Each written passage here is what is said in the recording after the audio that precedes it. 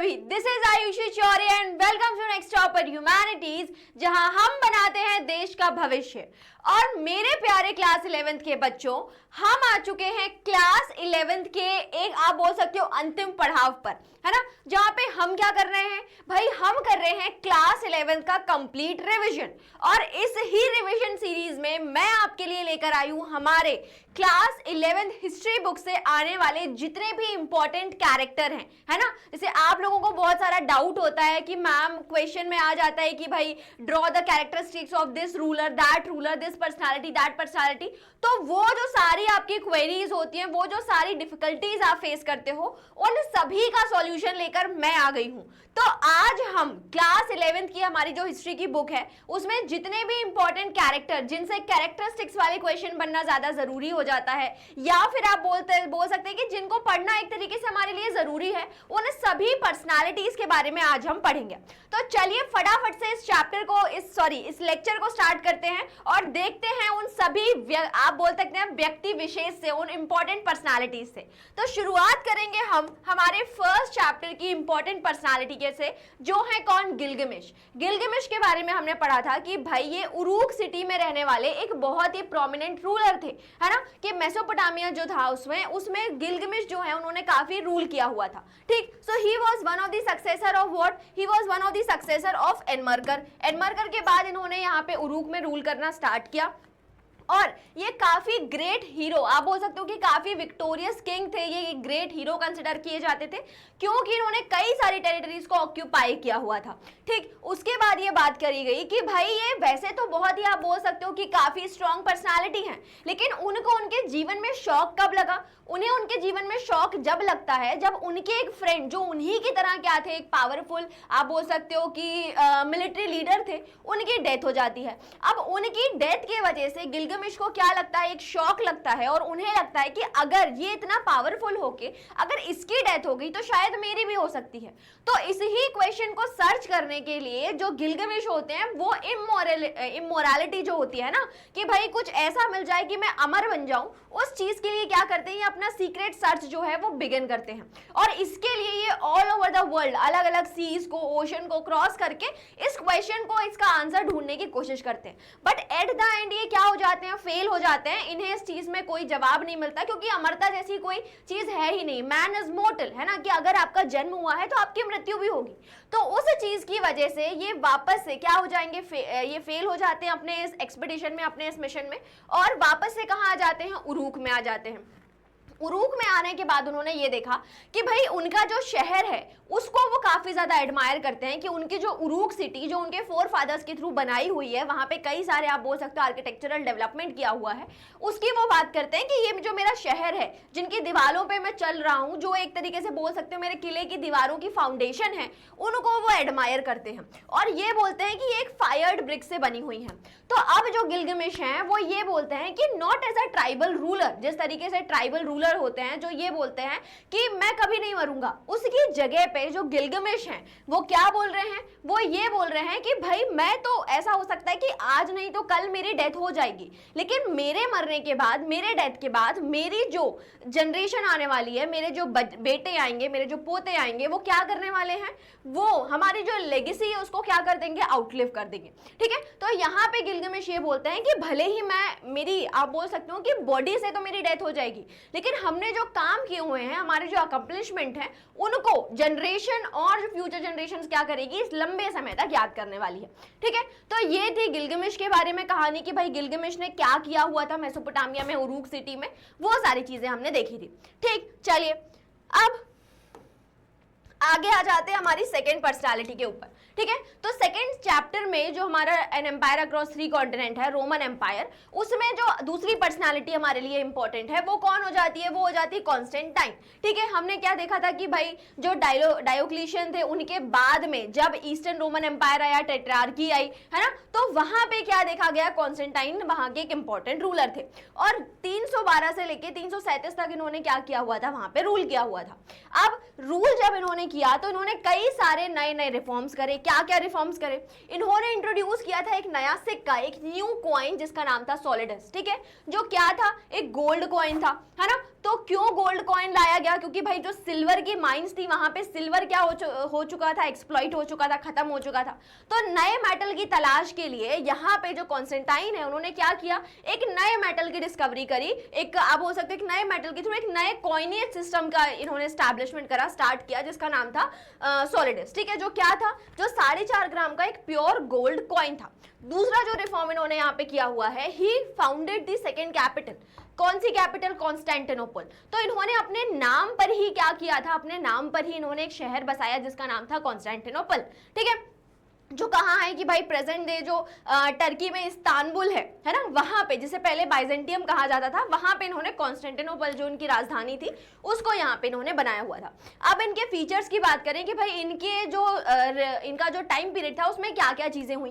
तो इनके टाइम पे मॉनेटरी स्टेबिलिटी आई, है ना, कि भाई मनी की वजह से, मनी की जो शॉर्टेज हो गई थी उसकी वजह से इकोनॉमी में आप बोल सकते कि जो एक उथल पुथल हो गई थी वो यहाँ पे आके क्या हुई, सॉल्व हो गए। देन पॉपुलेशन एक्सपांड होने लगी, इकोनॉमी अच्छी हुई तो पॉपुलेशन एक्सपांड होने लगी, इकोनॉमिक ग्रोथ देखी गई, इन्वेस्टमेंट किया गया कहाँ, रूरल सेटलमेंट्स में, साथ ही साथ कई सारे इंडस्ट्रियल एस्टैब्लिशमेंट इंस्टॉलमेंट करे गए, है ना, कि भाई ऑलिव ऑयल की कई तरीके की फैक्ट्रीज लगाई गई, वाटर मिल की बात करी गई, अलग अलग मिलिंग टेक्नोलॉजी लेकर आए, है ना, इंडस्ट्रीज में कई सारी चीजें करी हुई थी। तो वो सारा काम कहाँ हुआ था, कॉन्स्टेंटाइन के टाइम पे। साथ ही साथ इन्होंने और क्या किया, he revive the long distance trade. ठीक है, कि भाई जो ईस्टर्न कंट्रीज के साथ, ईस्टर्न एरियाज के साथ जो इनका ट्रेड होता था, लॉन्ग डिस्टेंस ट्रेड, उस ट्रेड को भी कहीं ना कहीं इन्होंने क्या कर दिया, वापस से रिवाइव कर दिया। ठीक है, तो और उसके साथ हमने क्या देखा था कि भाई इन्होंने क्रिश्चियनिटी लेकर आए थे रोमन एम्पायर में। तो ये सारी की सारी जो चीजें हैं, वो सारे के सारे जो मेजर्स हैं वो कौन लेकर आए थे, कॉन्स्टेंटाइन। ठीक है, तो ये भी हमारे लिए क्या हो जाते हैं, एक इंपॉर्टेंट पर्सनैलिटी हो जाते हैं। ठीक, चलिए आगे देखते हैं गंगेज खान के बारे में। गंगेज खान को हम सभी जानते हैं कि भाई ये जो चैप्टर है, ये जो हमारा नोमैडिक एम्पायर वाला चैप्टर है, उसमें गंगेज खान जो है ये one of the most prominent personality, और इन्हीं के सराउंड में क्या है, पूरा की पूरा मंगोल एम्पायर बना हुआ है।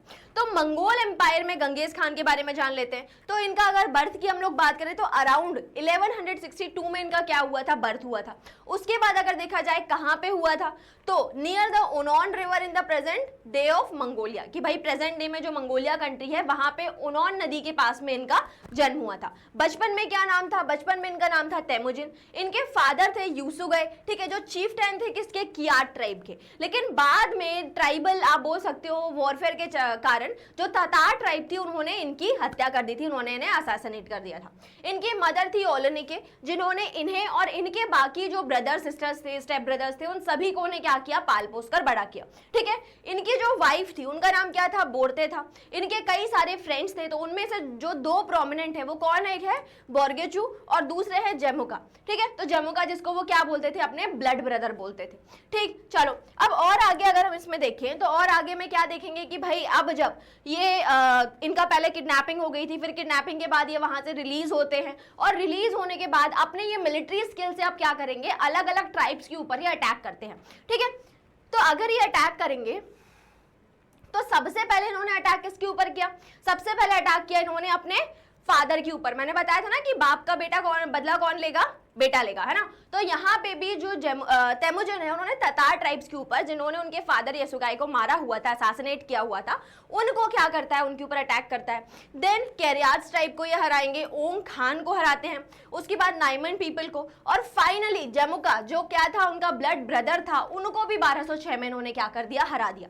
और हराने के बाद अब जो हमारे गंगेज खान है वो अपने आप को क्या बोलते हैं, वो तेमुजिन नाम उनको पसंद नहीं है, अब उन्होंने क्या नाम लिया कि I am the great Khan of Mongol, मैं क्या हूँ, खानों का खान हूँ। खानों का खान मतलब क्या हो गया, यूनिवर्सल रूलर हूं मैं। ठीक है, तो यूनिवर्सल रूलर की उन्होंने क्या ले लिया, टाइटल ले लिया, अपने आप को प्रोक्लेम कर लिया, और यहाँ से कई सारी चीजों के वो अब यहाँ पे ओशनिक खान वगैरह अपने आप को देखते हैं। और फिर यहाँ से उन्होंने आगे भी कई तरीके के क्या किए, वॉरफेयर करे हुए हैं, है ना, चाइना के ऊपर अटैक किया था, वेस्टर्न कंट्रीज के ऊपर अटैक किया था, तो वो सारी चीजें जो है यहाँ पे वो गंगेज खान ने करी हुई थी। ठीक है, चलिए आगे देखें इसमें। अब आगे हम लोग कहाँ पे, कैसेंड्रा फेडले पे, ठीक है। तो जो हमारा 3 ऑर्डर वाला चैप्टर है उसमें अगर देखोगे आप बेसिकली तो वहां पे ऐसा कोई इंपॉर्टेंट पर्सनालिटी की हम बात नहीं कर सकते, क्योंकि वहां पे बेसिकली आइडियोलॉजी, चेंजेस, उन सब चीजों की बात हुई है, ठीक है। तो अब हम लोग आगे हमारे नेक्स्ट चैप्टर पे जो है चेंजिंग कल्चरल ट्रेडिशन, और उसमें जो one of the important personality है वो है कैसेंड्रा फेडले, ठीक है। कि वहां पे रेनेसेंस एज तो आ चुकी है, लेकिन वहां पे किसकी ग्रोथ की बात करी जा रही है, सिर्फ और सिर्फ मेन की। तो यहाँ पे एक ऐसी इंपॉर्टेंट फीमेल है, ऐसी इंपॉर्टेंट विमेन है जिन्होंने विमेन की भी राइट की बात करी हुई है। तो बात करते हैं हम कैसेंड्रा फेडले की, जिनका बर्थ हुआ था 1465 से और 1558 में इनकी डेथ होती है। कहां से थी ये थी वेनिस से, और शी क्वेश्चन द आइडिया, कौन सा idea, that women were incapable of achieving the qualities of humanist scholars, ठीक है। कि जो ह्यूमनिस्ट का एक आइडिया था कि भाई एक ऐसा इंसान जो एक ही सब्जेक्ट का नॉलेज ना लेके वैरायटी ऑफ नॉलेज ले रहा है ना, मतलब वो थियोलॉजी भी पढ़ रहा है, वो आर्किटेक्चर भी पढ़ रहा है, वो मेडिसिन भी पढ़ रहा है ना। तो ये जो सारी चीजें थी, उस ह्यूमनिस्ट का जो टाइटल था अभी तक वो सिर्फ और सिर्फ किसको दिया जाता था, मेल्स को दिया जाता था, ठीक है। लेकिन अब यहाँ से जो कैसेंड्रा फेडले आई हैं उन्होंने क्या बोला कि नहीं, सिर्फ जो मेल्स हैं वो ह्यूमनिस्ट स्कॉलर्स नहीं हो सकते, फीमेल भी ह्यूमनिस्ट स्कॉलर्स हो सकती है, ठीक है। और she was very proficient in what, Greek and Latin language, और इसी कारण से उन्हें इनवाइट किया गया था कहाँ पे, यूनिवर्सिटी ऑफ पैडुआ में। उनकी जो राइटिंग्स थी that bring into the focus what the general regards for the education in that age, है ना, कि फीमेल एजुकेशन की उन्होंने बात करी हुई है। And she also criticise the republic, है ना, क्यों, क्योंकि रिपब्लिक में भाई जो राइट था वोटिंग का वो किसको दिया था, सिर्फ और सिर्फ मेल्स को दिया था। इलेक्ट होके भी कौन जाएंगे, मेल्स जाएंगे। फीमेल सफरेज की किसी ने बात नहीं करी हुई थी, ठीक है। So she criticise the republic for creating the highly limited definition of freedom that were desired of men over those of women, ठीक है। तो यहाँ पे कैसेंड्रा फेडले जो है उनके आइडिया की यहाँ पे हमने बात देखी हुई है, ठीक है। चलो बढ़े आगे, आइए नेक्स्ट देखते हैं हम मार्टिन लूथर के बारे में, है ना। मार्टिन लूथर भी भाई इस चैप्टर के वन ऑफ द इंपॉर्टेंट या प्रोमिनेंट पर्सनालिटी हैं, जिन्होंने किसकी बात करी हुई थी, जिन्होंने बात करी हुई थी रिलीजियस रिफॉर्मेशन की, ठीक है। क्या बात करते हैं वो, तो आइए देखते हैं। तो 1483 से लेके 1546 तक कौन थे, मार्टिन लूथर का टाइम पीरियड था, उनका लाइफ थी, ठीक है। अब यहाँ पे ये कौन थे, एक फेमस जर्मन मॉन्क थे, ठीक है, जो किस चीज की बात करते हैं, जो बात करते हैं प्रोटेस्टेंट रिफॉर्मेशन की 1517 में।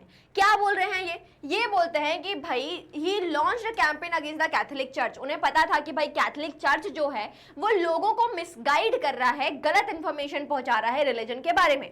तो उन्हें ये लग रहा था कि भाई लोगों को एनलाइटनमेंट की जरूरत है, उन्हें सही नॉलेज की जरूरत है। तो इसीलिए जो मार्टिन लूथर हैं वो कैथोलिक चर्च के अगेंस्ट क्या करते हैं, अपना एक प्रोटेस्ट जो होता है वो लॉन्च करते हैं। He argued that a person did not need priest to establish contact with God, है ना। क्या बोल रहे हैं वो, ये बोल रहे हैं कि भाई ईश्वर से आपको अगर अपना कनेक्शन बिल्ड करना है, अगर ईश्वर तक आपको अपनी प्रार्थना पहुंचाना है, तो उसके लिए आपको किसी प्रीस्ट की, किसी चर्च की, किसी पंडित की, किसी की जरूरत नहीं है। आप क्या करिए, आप भगवान के सामने जाइए, हाथ जोड़िए और अपनी जो भी प्रार्थना है वो भगवान तक पहुंचा दीजिए, आपकी जो भी ब्लेसिंग्स है वो गॉड आपको दे देंगे, ठीक है। तो चर्च जो एक इंटरमीडिएट रोल प्ले कर रहा था अभी तक, उससे कहीं ना कहीं मार्टिन लूथर जो हैं वो एक नई आइडियोलॉजी की बात करते हैं। यहाँ पे दूसरा जो आइडिया वो दे रहे हैं वो ये बोल रहे हैं, he asked his followers to have a complete faith in God, है ना, कि भगवान में आपको पूरा विश्वास रखना है, लेकिन विश्वास किसमें नहीं रखना है, फिर not alone the who could guide, है ना, उनमें नहीं रखना है जो आपको भगवान के लिए क्या कर रहे हैं, मिसगाइड कर रहे हैं। Then for faith alone could guide them to right and the entry into the heaven। और उन्होंने ये बोला कि भाई ये जो आपका भगवान का ये जो फेथ आपने रखा हुआ है ना, भगवान में जो विश्वास रखा हुआ है, इस ही विश्वास की मदद से आप क्या करेंगे, हेवन तक पहुंचेंगे, ठीक है। जो पंडित आपको रास्ता बता रहे हैं, जो प्रीस्ट आपको रास्ता बता रहे हैं, उनके थ्रू कुछ नहीं होगा, है ना। लेटर ऑफ इंटेलिजेंस खरीदने से आपके पाप नहीं धुल जाने वाले हैं। क्या होगा, अगर आपको भगवान से अपना कनेक्शन बनाना है तो खुद भगवान में क्या करिए, विश्वास रखिए, ठीक। रिजल्ट क्या हुआ भाई इस चीज के, उनके कैंपेनिंग का, कि this led to the church in Germany and Switzerland breaking their connection with the pope and the Catholic church, ठीक है। क्या हुआ कि भाई जब इस तरीके की आइडियोलॉजी समाज में आई तो अब जर्मनी और जो स्विट्जरलैंड के कई सारे चर्च थे उन्होंने कैथोलिक चर्च से अपना क्या कर लिया था, रिलेशन तोड़ चुके थे और प्रोटेस्टेंट चर्च की तरफ वो आगे बढ़ रहे थे। लेकिन यही वो मार्टिन लूथर हैं जिन्होंने जब जर्मनी में पीजेंट रिवोल्ट करते हैं तो उस चीज का उन्होंने साथ नहीं दिया था, ठीक है। तो ये सारी चीजें हमने इसमें देखी हुई हैं। चलिए अब आगे बढ़ेंगे। अब आ चुके हैं हम लोग डिस्प्लेसिंग द इंडिजीनियस पीपल में। यहाँ पे हमारे लिए इंपॉर्टेंट है हेनरी रोनाल्ड्स, ठीक है, जो किस चीज की बात करते हैं, जो ये बात कर रहे हैं कि भाई जो नेटिव्स हैं उनको इग्नोर करके आप किसी भी कंट्री की हिस्ट्री नहीं लिख सकते, ठीक। तो इसीलिए हेनरी रोनाल्ड्स के बारे में अगर हम बेसिक इंफॉर्मेशन से चले, सो ही वाज बोर्न ऑन 1938, ठीक। उसके बाद इन्होंने एक बुक लिखी जिसका नाम था व्हाई वरंट वी टोल्ड, मतलब कि हमें क्यों नहीं बताया गया, ठीक है, हमें अब तक क्यों नहीं बताया गया। क्या नहीं बताया गया, हमें ये नहीं बताया गया कि भाई ऑस्ट्रेलिया में जो यूरोपियन हिस्टोरियंस थे, जब उन्होंने हिस्ट्री लिखी तो उन्होंने इस हिस्ट्री को तब से लिखना शुरू किया जबकि कैप्टन कुक वहां पे आए हुए थे, ठीक है। बट ऐसा तो नहीं था, ऑस्ट्रेलिया में तो पहले से ही नेटिव लोग रह रहे थे, ठीक है। तो उस चीज की वजह से जो हेनरी रोनाल्ड्स हैं वो इसको क्या करते हैं, कंडेम करते हैं, इसको बोलते हैं कि नहीं, आप ये जो अभी तक ऑस्ट्रेलियन हिस्ट्री हमें कैप्टन कुक से कंसिडर कर रहे थे, वहां से स्टार्ट कर रहे थे, वो हिस्ट्री नहीं है, ठीक है। तो यहाँ पे क्या बताया गया है, उनके हिस्ट्री राइटिंग का तरीका बताया हुआ है बेसिकली, किसका, हेनरी रोनाल्ड्स का, जिन्होंने बुक लिखी हुई थी कौन सी, व्हाई वरंट वी टोल्ड, ठीक है। चलिए आगे बढ़े, आए देखते हैं अब हम कहाँ आ चुके हैं। अब हम लोग आ चुके हैं सन यात सेन की तरफ, ठीक है। सन यात सेन एक बहुत ही आप बोल सकते हो कि इंपॉर्टेंट पर्सनालिटी है जिन्होंने चाइना में डेमोक्रेसी या रिपब्लिक लाने के लिए काम किया हुआ था, ठीक। तो सन यात सेन की अगर हम बात करें तो 1866 से लेके 1925 तक इनका क्या है, टाइम पीरियड है, जहां पे जो सन यात सेन है वो बेसिकली काफी गरीब फैमिली से, एक पुअर फैमिली से ये आते हैं। उसके बाद इन्होंने एक मिशनरी स्कूल में अपनी शिक्षा ली, then he was attracted to the democracy, ये आइडियाज की तरफ, कौन से आइडिया की, भाई डेमोक्रेसी के आइडिया की तरफ ये अट्रैक्टेड थे, क्रिश्चियनिटी को ये सपोर्ट करते थे, साथ ही स्टडीड दी मेडिसिन, ठीक। अब यहाँ पे इन्होंने जो सबसे इंपॉर्टेंट काम किया हुआ है कि इन्हीं की ही पॉलिटिकल एक्टिविटीज के कारण बाद में चाइना जो है वो इंपीरियल रूल से बाहर आके रिपब्लिक ऑफ चाइना बनेगा, ठीक। और रिपब्लिक ऑफ चाइना में जो इन्होंने अपनी आइडियोलॉजी को स्प्रेड करने के लिए एक पॉलिटिकल पार्टी का एस्टैब्लिशमेंट किया, उसका नाम था काओमिटांग या गाओमिंडांग पार्टी, ठीक है। यहाँ पे ये जो पूरा मूवमेंट हुआ था उसमें जो हमारे सन यात सेन है वो काफी एक आप बोल सकते हो एक पैरामाउंट या एक सुप्रीम लीडर हैं, जिन्होंने क्या किया था 1911 में जो रेवोल्यूशन हुआ था, जिसमें उन्होंने ये बताया कि भाई कैसे जो क्विंग डायनेस्टी है, जिसको वो क्या बोलते थे कि भाई you are the foreign rulers, ठीक है। तो क्विंग डायनेस्टी का जो 200-300 नहीं शायद और ज्यादा सालों से है ना, वहां पे क्या कर रही थी, वहां पे रूल कर रही थी। तो उस डायनेस्टी को हटाने का काम किसने किया था, सन यात सेन ने, ठीक। अब यहाँ पे जो सन यात सेन है वो बेसिकली एक आइडियोलॉजी की बात करते हैं, तीन मेजर प्रिंसिपल्स की बात करते हैं, जो क्या है, सान मिन चुई, मतलब कि nationalism, democracy and socialism. Nationalism में क्या बोल रहे हैं, that we should overthrow the Manchus who were seen as the foreign dynasties, ठीक है, मतलब कि क्वीन डायनेस्टी की यहाँ पे बात हो रही है, एंड द फॉरेन इंपीरियलिस्ट, मतलब कि क्वीन डायनेस्टी को तो हटाना ही हटाना है, लेकिन साथ में जो ब्रिटेन और वगैरह ये जो इंपीरियल पावर हमारे यहाँ पे आ चुके हैं ना, इनको भी भगाओ। दूसरी चीज क्या बोल रहे हैं कि भाई डेमोक्रेसी लेकर आओ, जो रूल है वो किसके पास होना चाहिए, लोगों के पास होना चाहिए। अगला जो चीज उन्होंने बोली कि सोशलिज्म लेकर आओ, regulate the capital and equalising the land holding, है ना, मतलब कि भाई डेमोक्रेसी आने के बाद इकोनॉमिक लेवल पे भी तो काम करना है ना। तो क्या काम करना है कि भाई जितने भी रिसोर्सेज हैं वो पब्लिक में आपस में बांट दो, और आप बोल सकते हो कि एग्लिटेरियन सोसाइटी बना के उसको इक्वली सब लोग क्या करें, आपस में उसको यूज करें, ठीक। तो ये सारी चीजें किसने बताई हुई थी, सन यात सेन ने बताई हुई थी। चलिए आगे बढ़े, आगे अब हम लोग देखते हैं पाक चुंग ही के बारे में। तो पाक चुंग ही जो है वो कोरिया के आप बोल सकते हो एक one of the important personality है। अब इन्होंने क्या काम किया हुआ था वो देखते हैं, जिन्होंने साउथ कोरिया को क्या बना दिया, एक आप बोल सकते हो ग्लोबल पावर बना दिया उन्होंने, ठीक है। तो देखते हैं मई 1961 में डेमोक्रेटिक पार्टी, है ना, जब डेमोक्रेटिक पार्टी थी कोरिया में, तो उनको क्या कर दिया गया, मिलिट्री कूप के थ्रू हटा दिया गया, और कौन रूलर बन गया, रूलर बन गए जनरल पाक चुंग ही, ठीक है। और उनको कई सारी और जो दूसरी मिलिट्री पार्टीज थी उन्होंने वहां पे सपोर्ट किया। अब पाक चुंग ही जब आए तो इन्होंने बाद में अपने आप को लेजिटिमाइज करने के लिए अक्टूबर 1963 का जो इलेक्शन था उसमें क्या किया, उसमें अपने आप को प्रेसिडेंट इलेक्ट कर लिया, और इलेक्ट होने के बाद उन्होंने एडमिनिस्ट्रेशन में कई तरीके के चेंजेस करे, जैसे कि क्या, जैसे कि ये कि भाई कोरिया अभी तक एक इंपोर्टेड, मतलब ऐसी कंट्रीज थी जहां पे इंपोर्ट किया हुआ सामान ज्यादा यूज करते थे। तो यहाँ पे जो पाक चुंग ही हैं उन्होंने सिस्टम को रिवर्स कर दिया, उन्होंने बोला कि इंपोर्ट नहीं करेंगे, क्या करेंगे, एक्सपोर्ट करेंगे। तो यहाँ पे he led a export oriented policy to achieve the economic growth, ठीक है। साथ ही साथ वो लेकर आए 5 ईयर प्लान्स को। जहां पे उन्होंने ये बोला कि हम क्या करेंगे, जो जितने भी लार्ज कॉर्पोरेट्स हैं उनको फेवर करेंगे, ताकि उनके थ्रू ही क्या आएगा, कंट्री में एम्प्लॉयमेंट आएगा और हमारी इकोनॉमी क्या करने लगेगी, बूस्ट करने लगेगी। ठीक, तो यहाँ पे उन्होंने कॉर्पोरेट फर्म्स को सपोर्ट किया, एक्सपांडेड एम्प्लॉयमेंट एंड साथ ही साथ this increase the Korea's competitiveness. ठीक है, तो इन्होंने मिलिट्री पावर होते हुए भी बट जो कोरिया था उसमें क्या किया, कई सारे, साउथ कोरिया स्पेशली, वहां पे कई सारे क्या किए थे, उन्होंने चेंजेस करे हुए थे इकोनॉमी में। ठीक, तो ये सारा डेवलपमेंट था पाक चुंग ही के बारे में। ठीक, I hope you like this lecture. हो सकता है थोड़ा गला मेरा आज बैठ रहा है तो मैं ठीक से पढ़ा नहीं पा रही हूँ, बट ठीक है, हम लोगों ने किया। क्लास 11 बहुत बढ़िया तरीके से पढ़ी। अब अगर आपको अभी तक, है ना, हिस्ट्री के ये सारे लेक्चर्स पसंद आए हैं तो प्लीज कमेंट बॉक्स में अपना प्यार दिखाइए, हार्ट भेजिए, ठीक, और अपना प्यार हम तक पहुंचाइए। Thank you so much.